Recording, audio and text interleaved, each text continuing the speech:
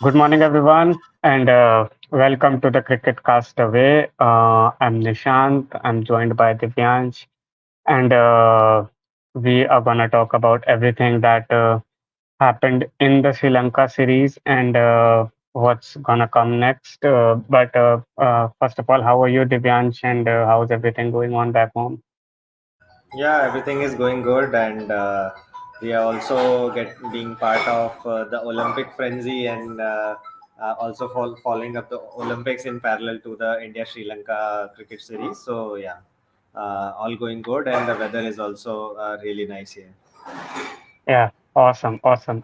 I mean, as you rightly mentioned, I mean, before we get into the cricket side of things, I think we do need to spend a few minutes on this Vinesh Phogat debacle that has been now going on for past 2 days. I mean, first of all, congratulations to her. I mean, being the first woman wrestler to get to the final of a wrestling competitions such as Olympics. It's a huge deal in itself. It has never been done before in India. And then, yeah, her subsequent disqualifications from that, and then how the things have panned up politically as well as otherwise. So, what are your thoughts on what has happened? Yeah, it's unfortunate, and the entire India was hoping for a gold, and it was really kind of set in the stone because the record against the finalist, the opponent that she was going to play again, she was pitted against. It was 2-0, so she never got beaten up by the US candidate that was there. And also after coming through uh, by beating the by beating a world champion from Japan, which has never lost 82 fights till then, till the time that she was pitted against Vinesh Phogat. So the chances were very strong, and we were very hopeful that yeah, this time it's a gold medal uh, that will be there against India's name in wrestling. So that was a really huge achievement that we all were hoping for, but it was not meant to be, or if we say that the circumstances somehow became like it became inevitable, the disqualification. And yeah, really unfortunate, but as what we can say is we still believe in her that she is a true champion, and even if she does not have a medal to prove it, but her skill, her dedication, and her spirit was there for the entire world to see how ferociously she fought for this. Yeah, I think one thing is for sure that she's undeniably India's greatest woman wrestler of all time. That's without saying, but also one of India's greatest athletes. So, yeah, as you said, in one-on-one Olympics, there hasn't been probably any gold for India till now. So, Sushil has won a silver, and PV Sindhu has won a silver. That's in one-on-one Olympics. But yeah, this was a huge opportunity, and I mean, there's a lot of talk going around about why 100 gram couldn't be ignored, or I also heard Bajrang Punia in an interview say that if she can be given leeway in the sense that if we can argue that she's injured and then she can get a silver medal, I don't think those arguments hold any ground in the sense. Obviously, she wasn't injured. The rules are that if you're even a gram overweight of the 50 kg, you're not allowed to compete in the final. So, and she wasn't injured. She was just technically overweight, and that's a technical disqualification. So, I don't think that we can plead on the circumstances of an injury. Basically, that's not. I don't think even she would want. But yeah, I think there is a grave mismanagement on the part of the support staff that was around her. simply because she's an athlete. She has a final to fight, and she's already fought three bouts in the first day. She can't do all that and also keep a check of her weight every half an hour or so. I think that is why the support staff is there to keep these things under control. I don't think it's her fault. I think she's really unfortunate, but and I don't want to get into the politics of it. But I think yeah, there was grave miscalculation from her support staff, and I think they should really feel Vinesh should feel let down by her support staff specifically. Yeah, definitely, and it's the task of the support staff, the coaches, the physios, and the team medical lead as well. That they have to keep a sharp eye on how the weight fluctuates based on the metabolism rate of a particular athlete, and they should have watched more keenly on this. And yeah, it's unfortunate that. Although in the 12 hours that she got after the first day, she tried her very best to sweat it out, to just to do all the exercises to lose weight, but losing 2.5 kgs in a matter of 12 hours is not a mean feat to achieve. And without any without any additional help like diuretics or the medications which are clearly not allowed in Olympics, this would have been impossible. So it had to be the foresight from the coach and the Yeah, medical staff that they should not have allowed Vinesh to consume the amount of you can say the amount of hydration and nutrition that she took after day one, and that should have been controlled, and yeah. probably this would have really helped her achieve the target. Yeah, I think, as you rightly said, I mean, uh, wrestlers do go through rigorous weight gain and weight loss. So that's part of the sport. Every wrestler who's fighting in the 53 kg would probably weigh near around 57 or 58 in her real life, and that's before the tournament start. They go to the rigorous weight loss and reach that 53 kg mark. So in Vinicius' case, it's sad that her body weight is around 57, 58 itself. So she had to lose around 8 kgs to be in the 50 kg category. But that being said, I mean the interview that her physio or doctor gave after the event was that they were expecting around 1.5 kg of weight increase, which they would have been able to get down in time, but it went around 2.7 kgs up. So she was like 52.7 kgs by the time her third bout had ended, and which is something that I really don't understand. Like, how can you let that happen if you're so confident that you can reduce a kilo and a half in the last 12 hours before a next fight? Then the weight should not get to 2.7 kgs extra. Probably it can reach to 2 kgs. It's not a rocket science. So, like, everything can't be measured in centimeters in the case of your body, but a kilo and 200 grams more than what you expected. I mean that.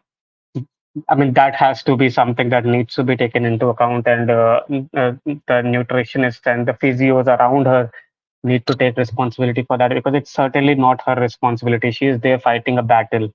She can't take care of these minute things as well. I mean, if you're a nutritionist on her side, your job is to give her the nutrition that keeps her in the weight category that she's fighting in. And at such a huge historic moment for Indian sport, I mean, that certainly doesn't give a good taste in the mouth, at least. Yeah, that's true. And although now there have been the remediation measures are going on, and they are trying to appeal to the sports authorities, and the ad hoc case has been filed, but it's all in the hindsight, and we all know that there is not much to be gained out of this. It's just for showing support to the athlete, but the real work should have been done yeah, before this all happened. So yeah, yeah. that's the And case right now. I mean, they're saying that they'll go to CAS to appeal her case, and hopefully she wins and gets a silver medal. But even that, as you rightly said, isn't the answer to this, because as you rightly said, the American wrestler she was fighting against, she has won twice over her already. The two times she's faced her, so she was looking for a gold and almost very good odds in her favor going into the fight. So hopefully she gets a silver. Hopefully, if she doesn't, she doesn't. That's the decision of the Olympic Committee and CAS themselves. But it shouldn't have come to this place in the first place. Is my point. Like, if you are supported by that staff, they are there for a reason. They are there to keep you in check, monitor everything you put inside your body, so that you're not in a situation where you're disqualified on a technicality without even fighting for what could have been the greatest day of your career and the greatest day in India's Olympic history. So, I mean, yeah, I mean, that's a huge misfortune. And I really don't know what she would be going through at this point of time, because she would have made a huge statement. She already has made a huge statement with her combative style and the wrestling that she did. We all saw that live with our own eyes, so that will never be forgotten. But yeah, she deserves something more out of this, and it's just a bit bitter to think about it right now. Yeah, that's true. Now all what we can do is we just let her have a retirement that she has already announced. So uh, we can give whatever glory we can provide to the retirement of a such a decorated athlete, and Yeah, who has given it her all. And now yeah, obviously she has no more uh, grit to fight it out anymore, and she has yeah, already clarified that she will not be contesting in the next yeah, Olympics. So uh, we can just let her be yeah. with the moments that she has got in this Olympics. Yeah, I think, she's been injury prone throughout her career. All the wrestlers probably are, because it's such a contact sport that you get frequent injuries. So she's 29. It wouldn't have been possible anyways for her to be part of 2020 uh, at 33 for the next Olympics. So let's see. She has announced her retirement, but I'd really hope that the nation as a whole gives her a welcome that she deserves, because she actually did fight like a true champion, and hopefully, yeah. I mean, she'll never get over this, but hopefully we can do something for her that at least gives her the confidence that after all said and done, that she's at least respected the way she should be in this country. Yeah. So, yeah, moving on to the India versus Sri Lanka series, what we are here to talk about. I mean, in our previous video, when we had drawn the opening game against Sri Lanka, we thought that that was probably a one-off, though we should have won that game, but we thought that that was probably a one-off. In the next game as well, we weren't able to chase around 230 of a score, and yesterday then 249 is what Sri Lanka scored, and we couldn't bat 27 overs. I mean, what what do you think about it? We'll get to the bows against spinner in a while, but just on the off the top of your head, looking at this one-day series, what are your first impressions? I think it's a disappointing uh, you can say performance from the middle order, especially because at the top we were getting consistent opening partnerships. Uh, with almost all of the credit goes to Rohit Sharma's intent that he has shown starting from the 2023 World Cup campaign. So he carried on the same way, and clearly proved 50s straight away in the first two ODIs, and that was a really good start that we were getting. But the middle order was not able to capitalize. You can blame it to the dynamic batting order, which is part of Gautam Gambhir's strategy, but.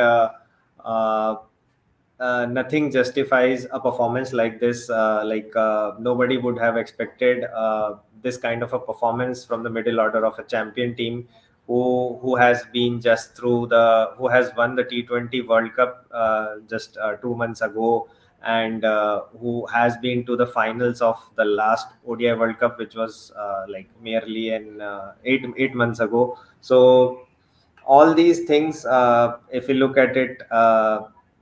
At an overall level, this was really really disappointing.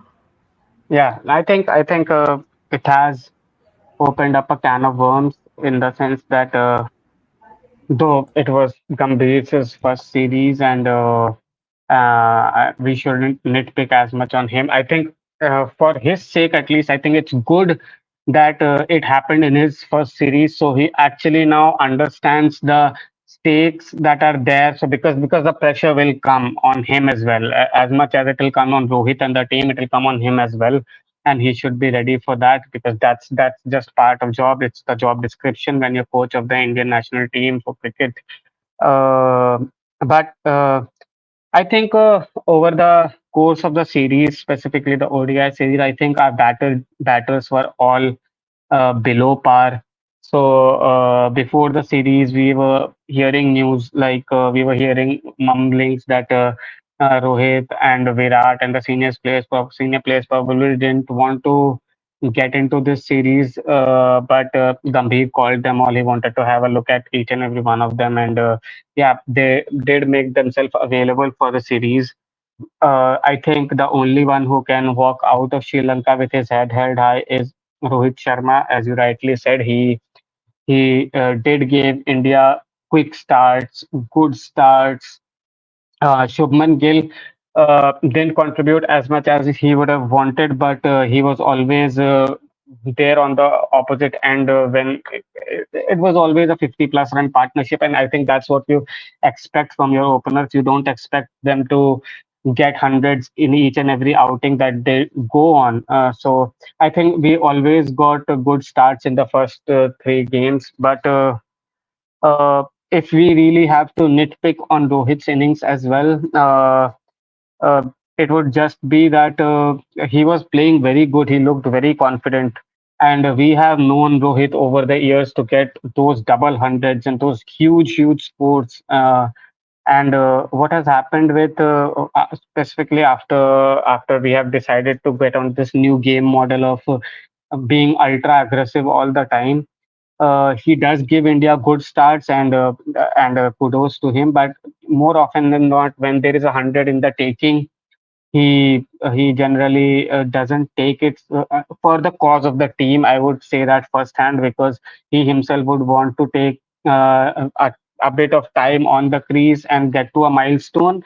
But he has proven time and time again over the past few years that he doesn't really care about the milestones. It's all about the team. So there is nothing I would like to say about Rohit Sharma. I think he played his part. But yeah, if we're nitpicking, probably he should have gotten 100 at least in the third game where he knew that the middle order was struggling a bit more than he would have liked.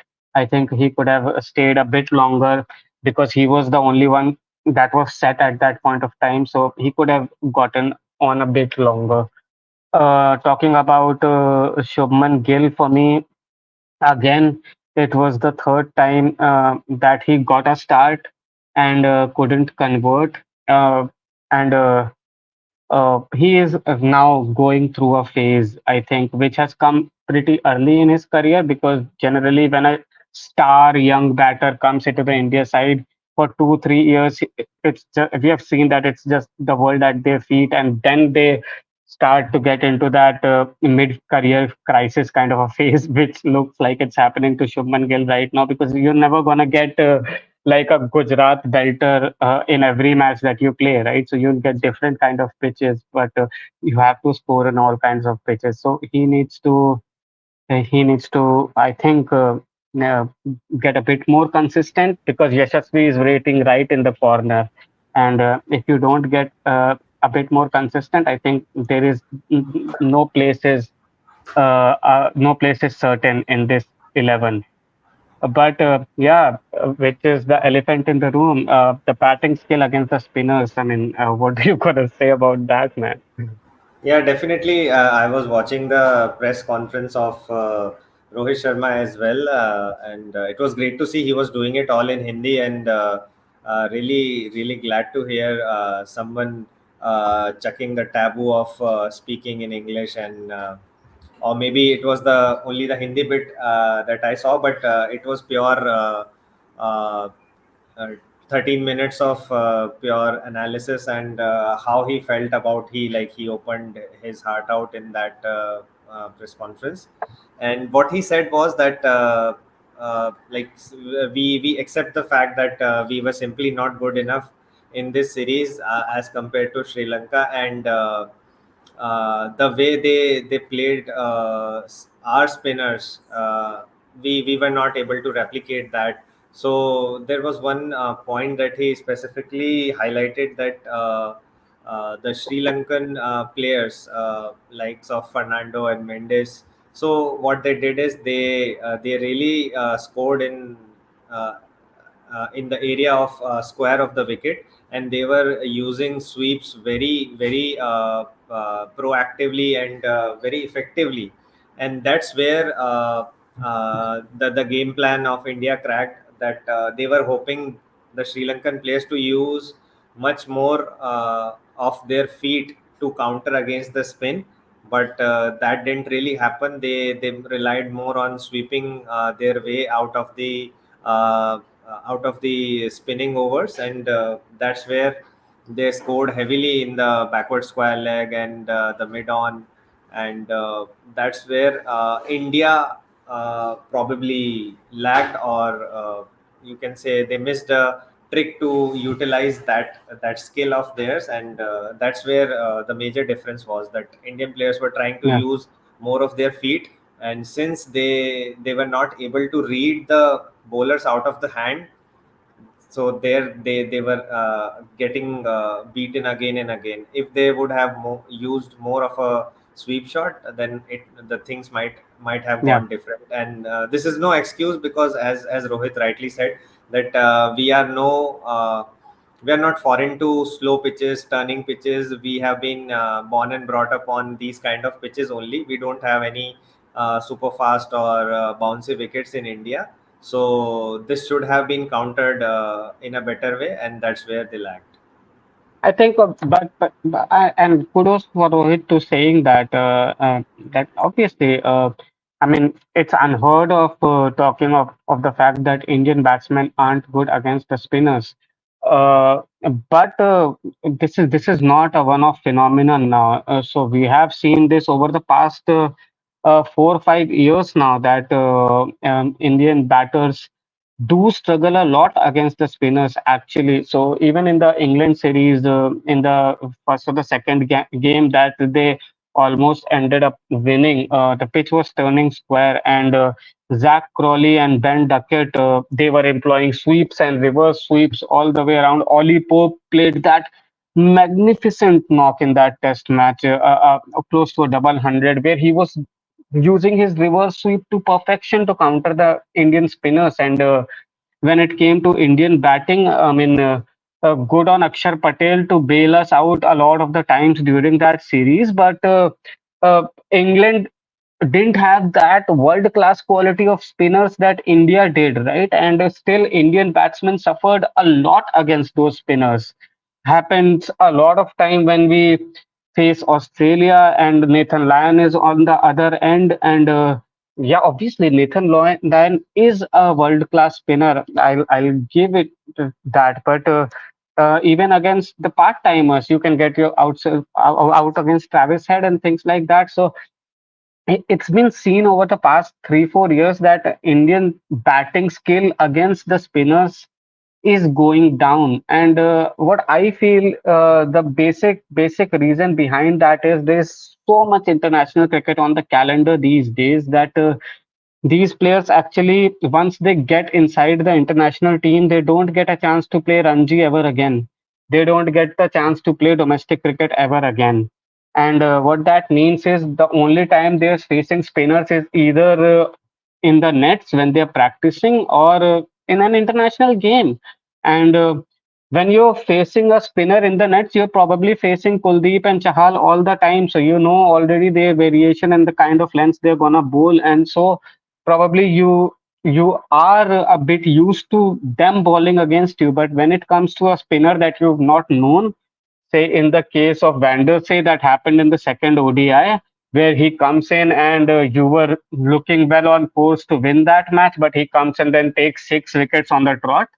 It's because you can't face a new spinner. You're not able to judge a spin ball coming out of the hand. And that is why when you try and judge the ball, when it's pitched, it's already too late. So Virat Kohli got out LBW in the first innings, got out LBW in the second innings, and in the third match again yesterday, when you look at the replay of that, his bat was this far away from his pad. And if that is happening to Virat Kohli, that means he's planting his leg before, in premeditation basically, and then trying to judge the ball as it's pitching. And that's why the gap is this big between bat and pad. And I mean, that's a cause of concern, without a shadow of a doubt. And Gambhir would have to work on this, because we're gonna go for a series against Australia now. And though Nathan Lyon will be there, Australians are no mucks. They'll be looking at this and they'll try to bring another spinner into their side to trouble Indians for that specific thing. So I think it's a cause of concern now, because it's been a few years where Indians have struggled against the spin bowling, and they need to do something about it.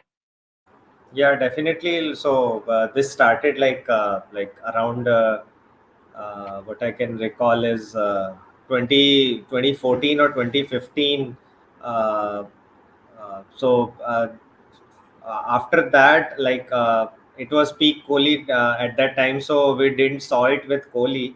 But gradually, we were experiencing that the newer players that are coming up uh, are lacking in countering the spin, and this diminishing returns on spin from the Indian batsman is really a cause of worry, because now we see that. With the advent of IPL and leagues all across the world, every country is producing a good wrist spinner, if not finger spinner, but at least the wrist spinner is can be seen across all the cricket playing nations. And they all have different ways of different actions, different delivery angles, different heights. So if you are not able to read it from the hand, then it would be very tough for you. Then you just Yeah, have one way of approaching it, that you don't let the ball spin. So you get to the pitch of the ball and you just smack it, maybe down the ground or in the air. But that also requires a really gifted player with a hand-eye coordination, like we used to see in Virender Sehwag, that he never let the off spinner take over. Although only the likes of Murli and Vaughan were able to counter that kind of attack.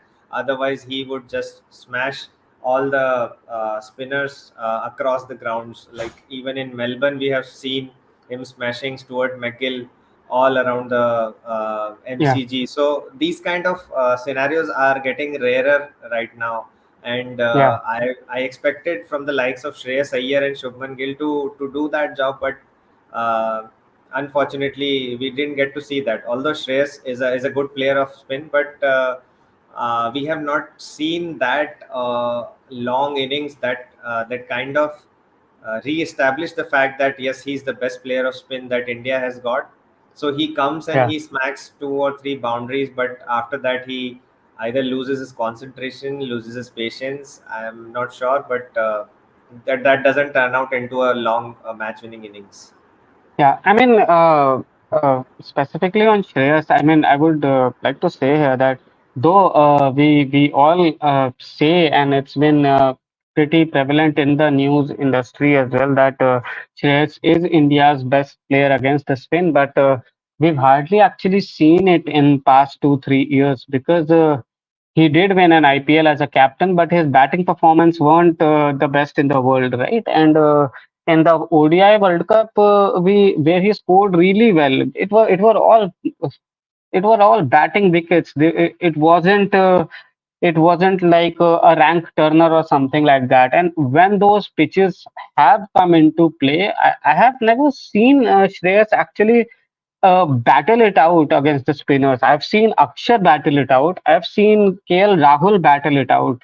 But I haven't seen the Shreyas battle it out that much. And I mean, just not nitpicking anything. First of all, I didn't think it was the right choice to bring in Rishabh Pant in place of KL Rahul for this final match in itself because it puts a lot of doubts in the batter's mind as well. Now KL Rahul, uh, when he walks out of Sri Lanka and goes back home, he isn't sure if he'll be part of the future of Indian cricket or not because the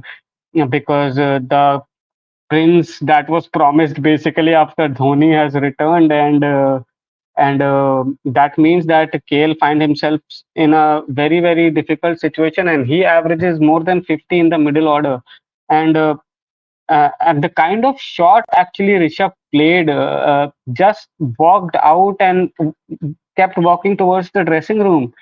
I mean, he didn't read the spinner at all, Velalage. So I mean, I don't think that was a great decision from the management to drop KL Rahul at a crucial moment.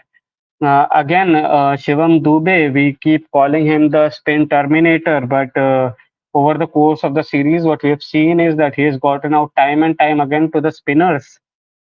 Riyan Parag, known really well across the circuit as a very good batsman of spin bowling, but couldn't really handle the pressure. But it's not about the youngsters. I wouldn't want to dig out the youngsters in here.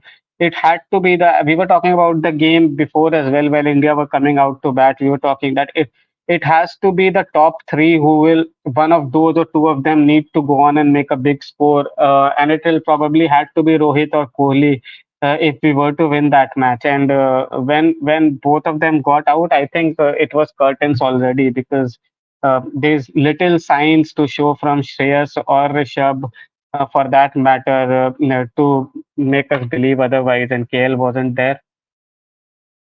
Yeah, definitely. It really it felt like uh, uh, Virat's heart was not in the game. Maybe he was not ready to come back to international cricket so early, and probably he was only looking at the Bangladesh Test series, which is coming up in September. But since it was the ask from the coach, and they really wanted to show their support, that the leadership is aligned on the future goals, then maybe it can be a case of that. But it was not the kind of Virat Kohli that we have seen, especially in Colombo, where he averages more than 100, and this was the lowest average that I think it's around 16 or 17 that he managed to register across the 7 series that he has played in Sri Lanka. So uh, don't know what's the issue, but maybe his head was not in the game this time. Yeah, yeah. So exactly now, what are is this a sign of a greater illness in the Indian middle order, or again we lost a series to Sri Lanka, but we, in the real sense, lost a series after 27 years. So I mean, law of averages says that you lose a series sometime against an opposition. So I mean, uh, it's not for me such a huge concern. Losing the series itself, I don't think is that big of a concern. But for me, our woes against the spinners certainly is a big concern. And for me, the reason for that is that Champions Trophy is coming up in January. And there are two things that can happen in this Champions Trophy. It will either be played in Pakistan, which will be a spins friendly surface, or it gets moved from Pakistan and we play somewhere in the Middle East, in UAE or in Sharjah or whatever, which will again be a spin friendly surface. So, I mean, if you want to win Champions League, Champions Trophy, you need batters who are very comfortable against the spinners, because you will come up against a lot of spin in the Champions Trophy. So, I think that is a cause of concern for me. What do you think? Definitely, yeah. As Rohit said, that he would not like to delve too deep into this series loss, but definitely they will take certain measures wherever they seem necessary. But I think, yeah, their number one priority should be to tackle this problem of spin, because this will also come again into limelight once the Bangladesh tour starts, and they have a lot of spinners, and I think the series is starting off in Chennai, which is quite a spin friendly wicket. And if they are not able to resolve this issue by then it will again be for the world to see that India is not able to counter spin on their own wickets, which would be quite a shame in my Yeah, opinion. yeah. I think next big the next big milestone for India is the Australia series and then the Champions Trophy, and Bangladesh series and then the New Zealand series are basically are in our home turf, which we expect to win. But it's a building up for those two big events that are gonna happen.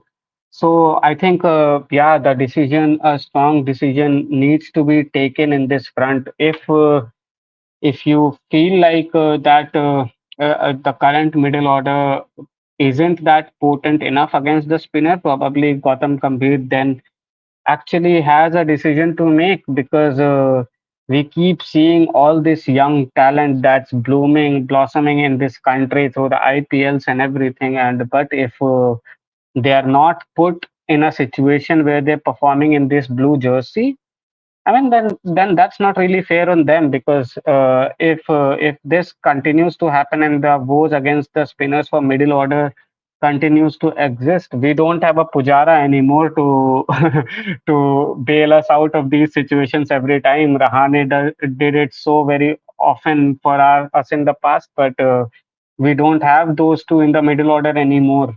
So I think, yeah, this is a cause for concern, and which something that Gambhir will take very seriously, I'm pretty sure. What do you think needs to be done for the future? I think we are giving this left hand right hand combination too much of an importance, because in the past, like in 2003 World Cup, we reached to the finals of the World Cup. There was no such of a combination that existed at that time. We only had Yuvraj Singh in the middle order as the only left-hander batsman. Rest all players were right-handed batsmen. So it should come down to the skill of a batsman to counter the whatever variations, whatever combinations the opposition can come up with. So instead of just keeping the players to maintain this left hand right hand combination, they should focus on who is the best option for us to counter the spin issue that we are facing right now.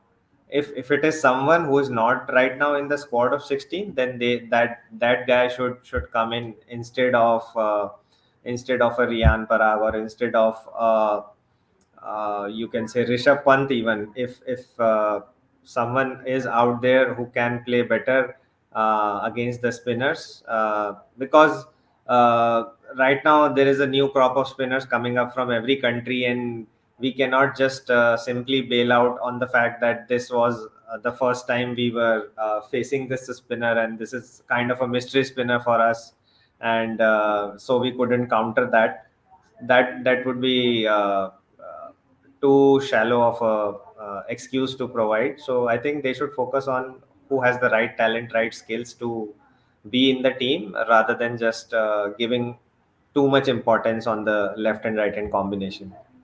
Yeah, I think I completely agree with you. And obviously, India is such a huge power in cricket that most of the times we end up winning matches and winning matches comfortably. So even in our videos, it's all hunky dory, positive and rosy. So we don't really get a chance to discuss about the things that are just an undercurrent of in the entire win or everything that you can ask for.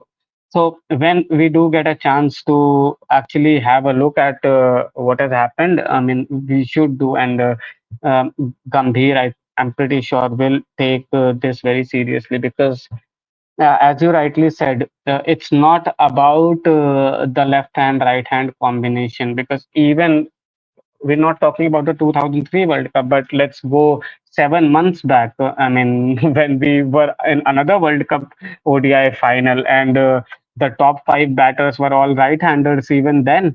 So it's not about always the left hand right hand combination. If it's there, if it's available for you, then well and good. But first of all, it's about the top five batters in the country who can be in that side. And if those top five batters in the country are right-handers, so be it. If they're all left-handers, so be it. They have to be first and foremost the best batters that are available to be picked, and that does include your skill against the spin. And so, let's say the management has indicated time and time again that they would even try Rinku Singh for test matches just because his domestic scores have been so good. So, if you want to do that in test matches, I think in today's day and time, one day is just a compressed form of test matches. If you want to give him a chance at test matches, why not give him a chance in the one days first and see how he performs here? We have seen Sarfaraz Khan breaking the door down to get into this test side by the huge number of runs he has scored in the domestic circuit.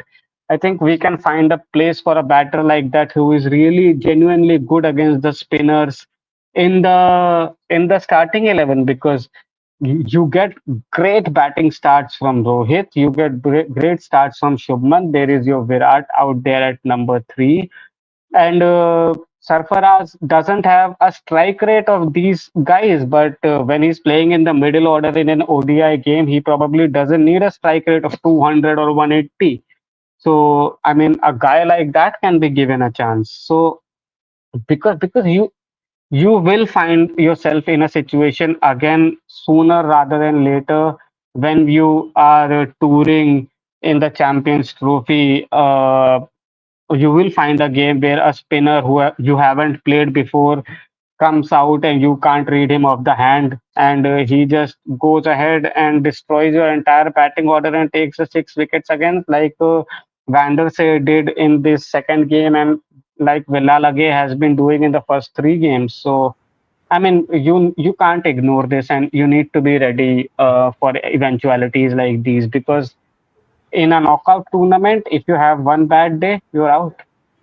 Yeah, definitely. And I think we have good, at least we have 3 weeks to figure this out. And I think Gautam Gambhir would be going back to the drawing board and thinking of the substitutes for each of the players that played in this squad. So definitely hoping some shift of strategy, or at least some kind of a backup. If this plan does not go well, what is the plan B? So definitely Yeah, expecting to see some yeah. development there.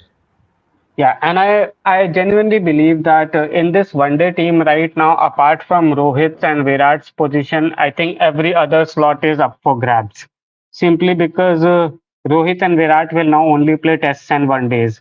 And most of the times, as we are seeing IPL, and then a lot of T20 matches happen every now and then. So their involvement any which ways is gonna get reduced over the years. But they have this amount of work behind them on their CV that obviously they, and Rohit was specifically in this series was also very good. So I think I think these are the only two players. And when Jassi comes back and Shami comes back, they become the only four players who are like the first four names on your team sheets. Apart from that, all the seven, I think jury is out for them, and whoever performs should get an opportunity. It shouldn't be like Shreyas Iyer, you think is very good against the spinners, so he has to have a place in the team. I think if a Rinku can do a better job, or if a Sarfaraz can do a better job, you get him.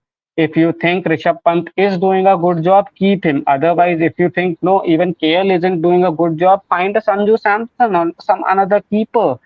I mean, every place should be up for grab in this side, because at the end of the day, you're playing for a nation and you're being paid huge bucks. So yeah, I think this was a bittersweet series. Uh, in a sense, it was also good, simply because most of the times we find in an India series is that the other team is just so behind us that that we end up winning matches without even a fight. So Yes. when there is a fight, it's good. In the T20 series, we did end up seeing good amount of fight, and then in the one day series, the first game that was tied was actually a good one, because there was a even contest. And then obviously the next two matches we lost. We weren't hoping to lose. But yeah, because that's the game is a huge leveler, and if you're not on your best game on that day, a team like Sri Lanka will come and beat you.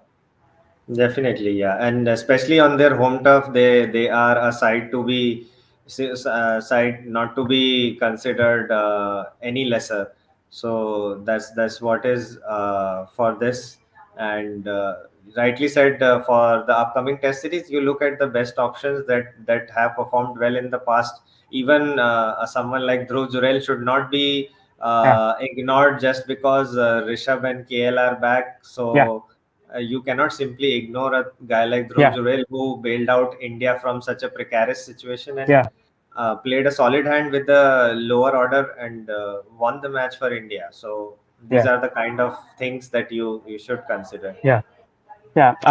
So before we wrap up, I would just want to say, like, I've been hugely impressed with Nisanka in this series, and also Avishka, and yeah, Velalage and Vandose. I mean, Vandose, what a find for Sri Lanka. Hasaranga gets injured, you suddenly get a slot in the team, and you perform against the best batters in the world and take all of them out. And in the third game, it when they reached 249 and came out to bowl, it felt like they actually knew that they were gonna win this match and they were gonna trouble the Indians with their spinners. And but the confidence with which Velalage and Van der Sar bowled, I mean, it was good to see. And I think kudos to Sri Lanka. I think we need a competitive Sri Lanka for world cricket. Because we all remember the 90s and the early 2000s with Sangakkara and Jayasuriya and Jayawardene in top form, and Atapattu there. We used to have really competitive games, and that has been missing for Sri Lanka since post 2010, after that golden generation retired. So kudos to them for coming back and winning this series. I'm really happy for them. Yeah, definitely. If it's a onset of the re-emergence of Sri Lankan cricket side that is as strong as that has been in the 2010s and the 90s, I think that's a great sign for cricket overall, and it would also boost the you can say the engagement and overall participation from Asia as well. So Yeah. I think, yeah, that's a good sign. If they can keep it up, it's a real good sign for the Asian cricket. Yeah, and specifically what I love about Sri Lanka, the matches that happen in Sri Lanka, is just the band, man. It keeps playing all the time. From the start of the game till the end of the game, there will be trumpets going on, there will be band playing. I mean, that's just amazing. So yeah, I've always watched the Sri Lanka series with interest, and yeah, it was a good one. Though we were defeated, but I think we also sometimes need to taste the taste of defeat. So yeah, it was good. Any last thoughts, Divyan? Yeah, I think, yeah, just hoping to see some good changes or some transformations from Gambhir's side, and really looking forward to. So since now we have a long break, but really looking forward to the Bangladesh Test series, as well as the upcoming developments that will happen like in this month, considering the IPL, as well as also looking for a clarification on what is going to be the fate of 2025 Champions Trophy. So it's starting from 19th of February, but should they have a neutral venue in place for India, or would the Indian government allow Indian side to go to Lahore and play this tournament? These are all questions in the future, and we have just seen the glimpse that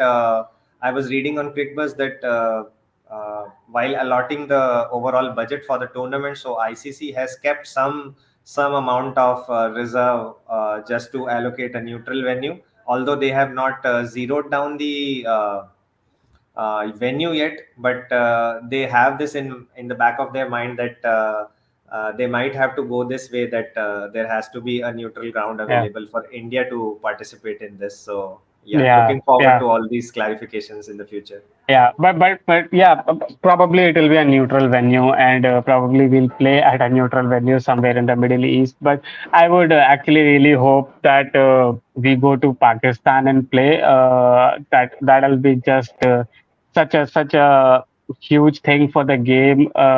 It'll probably open doors for Pakistan coming to India as well for a bilateral series, which are all the things that are really missing from the sport as of now. And just from the atmosphere point of view, I think it would be amazing because uh, we asked Pakistan to come and play in the ODI World Cup, and then in the Ahmedabad Stadium, it was all red and like three or four people from Pakistan sitting in the stadium with their green jerseys on.